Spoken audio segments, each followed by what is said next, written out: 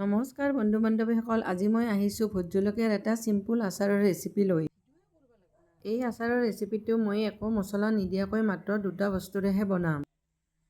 এই ঘৰতে টাবত হোৱা ভোট জলকীয়াডালৰ পৰা পকা ভোট জলকীয়া মই কেইটামান ছিঙি আনিলোঁ। জলকীয়াখিনি ধুই মই পৰিষ্কাৰ কাপোৰেৰে ভালদৰে মচি ল'লোঁ। এতিয়া ভোট জলকীয়াখিনি মই কাটি ল'ম।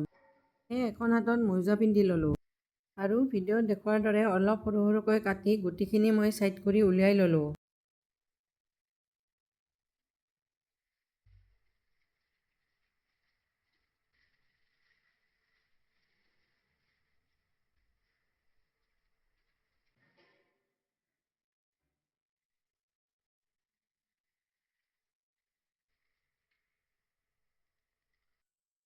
আটাইখিনি ভোট জলকীয়া কাটি লোৱা হোৱাৰ পিছত পাতলকৈ মেলি মই মোটামুটি 5-6 ঘণ্টামানৰ কাৰণে ৰ'দত দিলোঁ।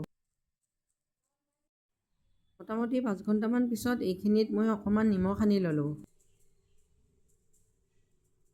নিমখ সানি পুনৰ এইখিনি মই 2 ঘণ্টামানৰ কাৰণে ৰ'দত ৰাখি দিলোঁ। পুনৰ 2 ঘণ্টামান পিছত এইখিনি মই ৰ'দৰ পৰা আনি ল'লোঁ। এতিয়া ভোট জলকীয়াখিনি মই তেলত দিম, সেয়ে পৰিষ্কাৰ কৰি ধুই শুকুৱাই লোৱা বটল এটাত এইখিনি ভৰাই ল'লোঁ।